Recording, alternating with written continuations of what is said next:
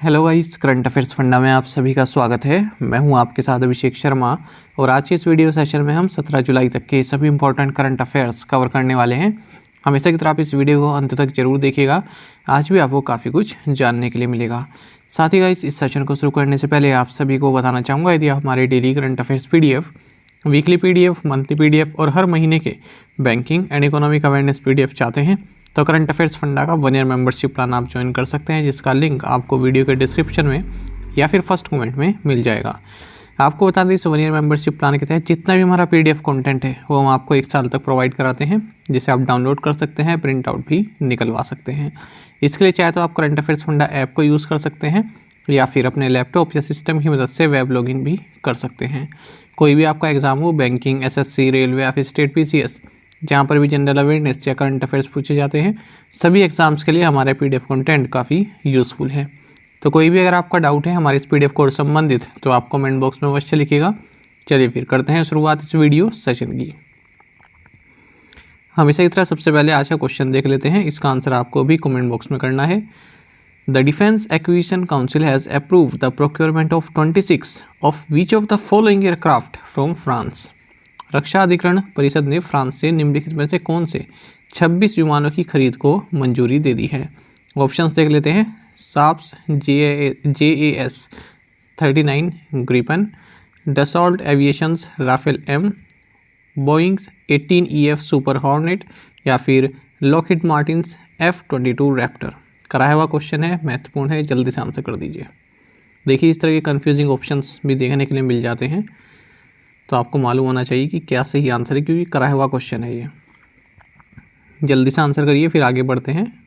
और इसी तरह क्वेश्चन यदि आप प्रैक्टिस करना चाहते हैं तो करंट अफेयर्स फंडा को टेलीग्राम पर जरूर ज्वाइन कर लीजिए। इसी नाम से हमारा टेलीग्राम चैनल है, करंट अफेयर्स फंडा नाम से।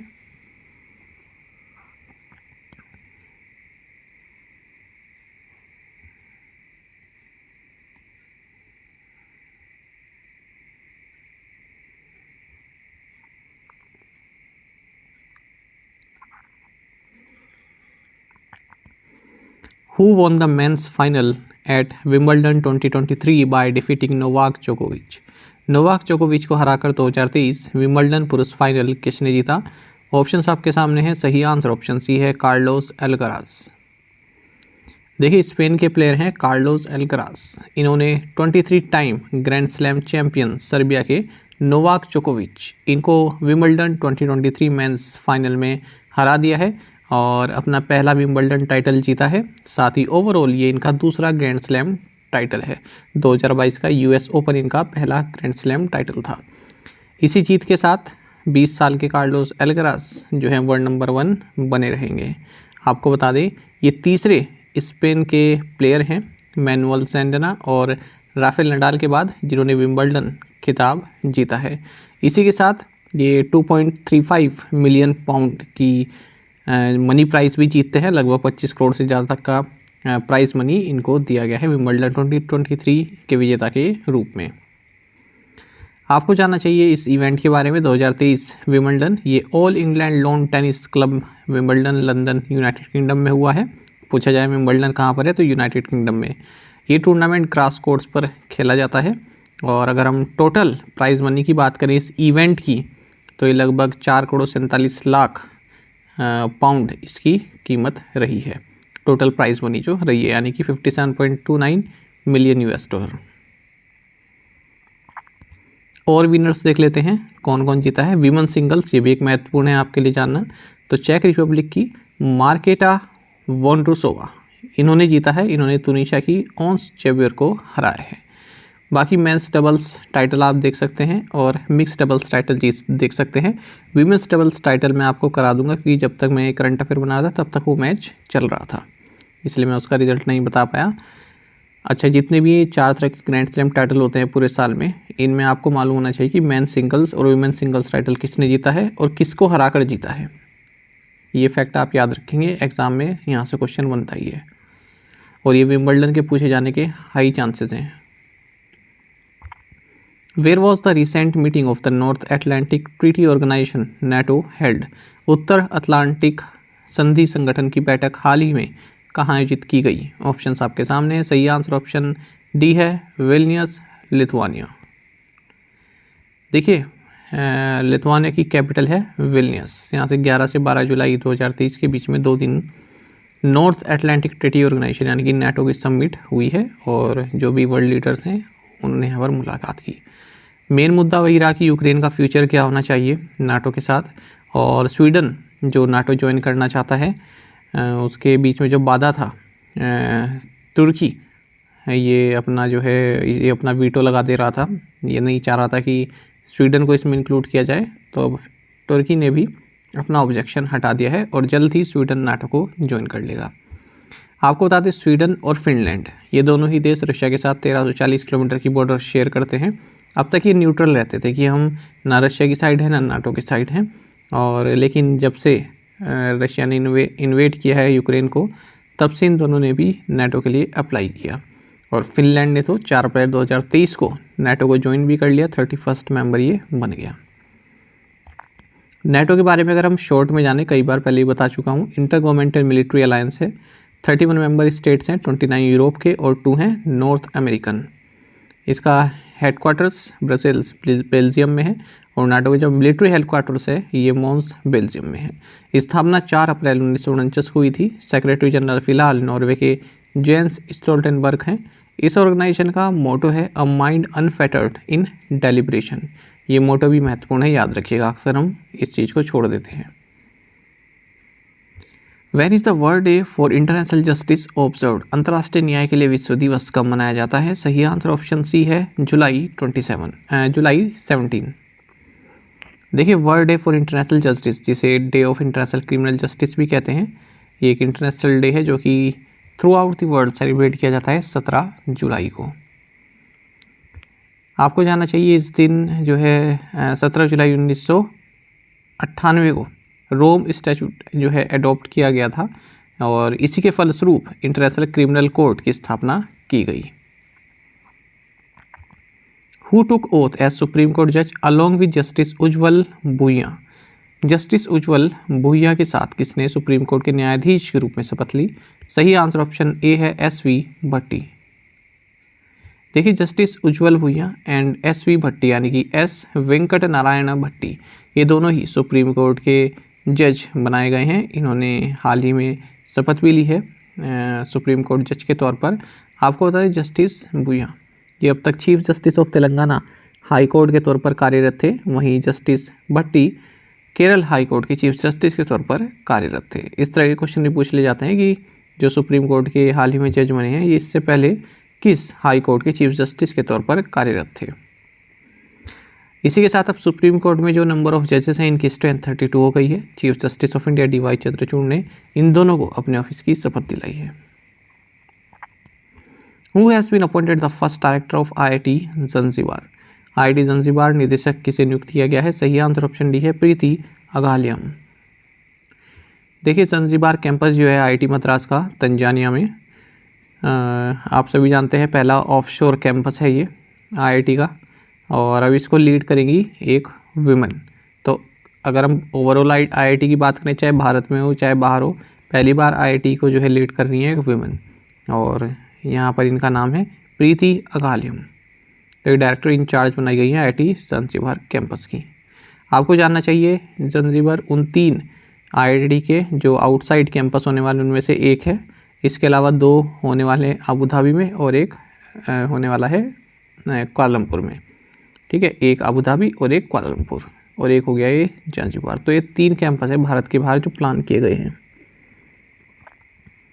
Which state approved a proposal to recommend the inclusion of the Kui language in the 8th schedule of the Constitution of India? किस राज्य ने भारत के संविधान की 8वीं अनुसूची में कुई भाषा को शामिल करने के प्रस्ताव को मंजूरी दी है? सही आंसर ऑप्शन बी उड़ीसा है। देखिए उड़ीसा की जो स्टेट कैबिनेट है इन्होंने हाल ही में उस प्रपोजल को अपनी मंजूरी दी जिसके तहत ये रिकमेंड किया गया है कि कुई लैंग्वेज को कॉन्स्टिट्यूशन इंडिया के 8th शेड्यूल में इंक्लूड किया जाए। आपको बता दें इसी के साथ यदि ये 8th शेड्यूल में इंक्लूड हो जाती है तो इस लैंग्वेज के प्रिजर्वेशन, प्रमोशन एंड प्रोपोगेशन को सहायता मिलेगी। कुई की अगर हम बात करें ये साउथ ईस्टर्न द्रविडियन लैंग्वेज है जो कि कांधास द्वारा बोली जाती है, ज़्यादातर उड़ीसा में बोला जाता है और उड़ीसा स्क्रिप्ट में ये लिखी हुई भी है। Who launched the artificial intelligence startup XAI? Artificial intelligence startup XAI किसने लॉन्च किया? सही answer option A, Elon Musk. देखिए XAI ये एलन मस्क का जस्ट अनाउंस्ड, हाल ही में अनाउंस किया गया आर्टिफिशियल इंटेलिजेंस कंपनी है और X.AI कॉरपोरेशन के नाम से इसको रजिस्टर किया गया है। नेवाडा जो कि एक US स्टेट है, यहाँ पर इसको इनकॉर्पोरेट किया गया है। ये X कॉरपोरेशन से एक सेपरेट कंपनी है, पर जो है X यानी कि ट्विटर के साथ मिलकर ये कार्य करेगी, टेस्ला के साथ मिलकर ये कार्य करेगी। आपको बता दें इस XAI का गोल रहने वाला है to understand the true nature of the universe. ये तो आगे यही बता सकते हैं कि क्या मकसद है, इन्होंने तो लिख दिया अपनी साइट पर to understand the true nature of universe, पर किस तरह से ये आगे जानने के लिए मिलेगा। मस्क के बारे में आप जानते ही हैं कि OpenAI के भी को फाउंडर रहे हैं ये, जिसने ChatGPT बनाया है ना। 2015 में OpenAI के को फाउंडर रहे, लेकिन उसके बाद फिर उन्होंने स्टेप डाउन कर दिया था कंपनी के बोर्ड से साल 2018 में। और ये माइक्रोसॉफ्ट के जो ये OpenAI है इसमें इन्वेस्टर भी रहे हैं। Which Indian won the first gold in 100 metre hurdles at the Asian athletics championships? एशियाई एथलेटिक्स चैंपियनशिप में 100 मीटर बाधा दौड़ में पहला स्वर्ण किस भारतीय ने जीता? सही आंसर ऑप्शन बी है, ज्योति याराजी। देखिए ज्योति याराजी इन्होंने एक इतिहास बनाया है। ये first ever Indian women athlete बन गई हैं जिन्होंने विमेंस 100 मीटर हर्डल्स में गोल्ड मेडल जीता है। कहाँ पर? एशियन एथलेटिक्स चैंपियनशिप बैंकॉक में। आपको बता दें भारत अब तक 6 मेडल्स जीत चुका है, 4 गोल्ड हैं और 3 ब्रोंज हैं। ज्योति के अलावा अब्दुल्ला अबू बकर इन्होंने मेंस ट्रिपल जंप में गोल्ड मेडल जीता। वहीं अजय कुमार सरोज ने मेंस 1500 मीटर में गोल्ड मेडल जीता है। अभिषेक पाल इन्होंने मेंस 10,000 मीटर, ऐश्वर्या कैलाश मिश्रा इन्होंने विमेंस 400 मीटर, वहीं तेजस्विन शंकर इन्होंने मेंस डेकाथन, इसमें इन तीनों ने ही ब्रॉन्ज मेडल जीता है। पारुल चौधरी इन्होंने गोल्ड मेडल जीता है 3000 मीटर स्टीपल चेस में। विच player won the gold medal in the man 61 kg category in the Commonwealth weight lifting championships 2023? Commonwealth weight lifting championship 2023 में पुरुषों के 61 किलोग्राम वर्ग में किस खिलाड़ी ने स्वर्ण पदक जीता है? सही आंसर ऑप्शन भी है, शुभम तोड़कर। देखिए इंडियन वेट लिफ्टर्स ने 3 और मेडल अपने टैली में ऐड किए हैं जो कॉमनवेल्थ वेट लिफ्टिंग चैंपियनशिप 2023 चल रही है Gautam Buddha university greater Noida India में। तो इंडिया के शुभम और पॉपी हजारिका इन्होंने गोल्ड मेडल्स जीते हैं men's 61 kg and women's 59 kg categories respectively. T Madhavan इन्होंने सिल्वर मेडल जीता है मेंस 67 kg इवेंट में। देखिए जो अलग अलग आपको इंडिविजुअल गोल्ड मेडल देख रहे हैं ना, इनकी ज़्यादा आपको हेडेक नहीं लेनी है। लास्ट में आपको हर टूर्नामेंट की मेडल टैली बता ही देता हूँ कि भारत ने कितने जीते और किस कंट्री ने टॉप किया है, केवल वो आपके लिए महत्वपूर्ण है। हाँ कोई ऐसा इवेंट होता है जहाँ पर किसी इकलौते भारतीय ने कोई मेडल जीता है, चाहे गोल्ड हो, सिल्वर हो, ब्रोंज हो, उसे आप याद कीजिए, है ना। बाकी ये जो इतने सारे मेडल जीत लेते हैं इंडिविजुअल, 3-4 ने गोल्ड जीत लिया, ये सब आपको याद करने की जरूरत नहीं है। बस ये न्यूज़ में रहते हैं इसलिए मुझको कराना पड़ता है ना। हमारा तो काम है कि ये आपको बताएं कि किसने गोल्ड मेडल जीता है, पर आपको स्मार्ट स्टडी करनी है। आपको ये देखना है जब भी कोई इवेंट ख़त्म हो जाए उसके बाद भारत किस रैंक पर रहा, भारत ने कितने मेडल जीते हैं। हाँ कोई ऐसा इवेंट रहा है जहाँ पर किसी इंडिविजुअल भारतीय ने ही केवल मेडल जीता है, किसी एक नहीं, वो आप याद रखिए। Which platform will acquire online market place OLX India's auto sales business for ₹537 crore? कौन सा प्लेटफॉर्म 537 करोड़ रुपये में online market place OLX India के ऑटो बिक्री व्यवसाय का अधिग्रहण करेगा? सही आंसर ऑप्शन सी है, कार ट्रेड। देखिए Mumbai based used car platform है ये, कार ट्रेड टेक लिमिटेड। ये online market place OLX India का जो ऑटो सेल्स बिजनेस है उसको 537 करोड़ रुपए में एक्वायर करेगा। तो यहाँ पर लिखा भी है car trade will acquire 100% stake in Sobek auto India private limited, the entity that houses OLX India's automotive business in all cash deal. Which company has signed an agreement with Spanish-based Navantia for submarine program worth ₹43,500 crore? किस company ने Spain स्थित नवंतिया के साथ पनडुब्बी कार्यक्रम के लिए 43,500 करोड़ रुपए के समझौते पर हस्ताक्षर किए हैं? ऑप्शंस आपके सामने है, सही आंसर ऑप्शन ए L&T है। देखिए L&T यानी कि लार्सन एंड टुर्बो, इसने अनाउंस किया है कि इसने एक एग्रीमेंट साइन किया है स्पेन बेस्ड नवंतिया कंपनी के साथ for submission of a techno commercial bid for the Indian Navy's prestigious P-75 India submarine programme. Indian navy का जो P-75 इंडिया सबमरीन प्रोग्राम है, इसमें टेक्नो कमर्शियल बिड लगाएंगी कंपनीज। तो उसी के लिए L&T ने नवंतिया के साथ पार्टनरशिप की है कि हम दोनों मिलकर इसमें बिडिंग प्रोसेस करेंगे। P-75I सबमरीन प्रोजेक्ट आपको बता दें इसकी वैल्यू रहने वाली है 4.8 बिलियन यूरोस की है ना, और इंडिया का लार्जेस्ट डिफेंस इक्विशन प्रोजेक्ट ये होने वाला है। तो ये मिलकर इसमें बिडिंग करेंगे। साथ ही लार्सन एंड टुर्बो ने हाल ही में master shipyard repair agreement sign किया है US नेवी के साथ। Which university launch the research affiliate programme called Eklavya. किस विश्वविद्यालय ने एकलव्य नामक रिसर्च एफिलिएट कार्यक्रम शुरू किया? सही आंसर ऑप्शन बी है the national law university Delhi NLU। देखिए national law university NLU Delhi, इसने एक प्रोग्राम लॉन्च किया जिसका नाम एकलव्य है। ये एक रिसर्च एफिलिएट प्रोग्राम है। आपको बता दें ये उनके लिए भी ओपन है जिनके पास कोई ट्रेडिशनल लॉ डिग्री नहीं है, और ऐसे इंडिविजुअल जिनके पास 3 साल का एक्सपीरियंस है लॉ के क्षेत्र में कार्य करने के लिए, वो इसमें अप्लाई कर सकते हैं। Milan Kundera who passed away recently was known for contribution in which field. Milan Kundera जिनका हाल ही में निधन हो गया, किस क्षेत्र में योगदान के लिए जाने जाते थे? सही आंसर ऑप्शन डी है लिटरेचर। देखिए चेक रिपब्लिक बोर्न राइटर मिलन कुंदेरा, ये ऑथर रहे हैं काफ़ी फेमस नॉवल के the unbearable lightness of being. इनका हाल ही में 94 की एज में निधन हो गया है। आपको बता दें फ्रांस में रह रहे थे, 1975 में चले गए थे, और वहीं की सिटीजनशिप भी इन्हें प्राप्त हो गई थी क्योंकि चेक रिपब्लिक ने इनकी सिटीजनशिप को रिवोक कर दिया था। हालांकि बाद में फिर दे भी दिया था 2019 में।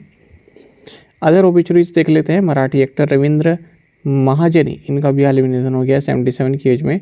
Spanish football player Luis Suarez Miramontes, इन जिन्हें गोल्डन गैलिशियन के नाम से जाना जाता है, इनका भी हाल ही में निधन हो गया है। निकी मैक्रे पेंसन, ये जाने माने American basketball player and coach रहे, इनका भी हाल ही में निधन हो गया 51 की एज में। Which country launch the world's first methane fuelled space rocket. किस देश ने दुनिया का पहला मीथेन ईंधन वाला अंतरिक्ष रॉकेट लॉन्च किया है? सही आंसर ऑप्शन बी चाइना है।